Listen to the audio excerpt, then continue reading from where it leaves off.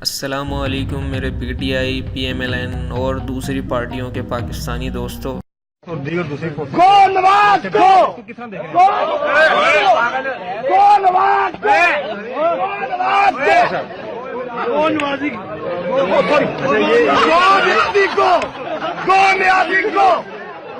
سارے معاملے کو کس طرح دیکھیں؟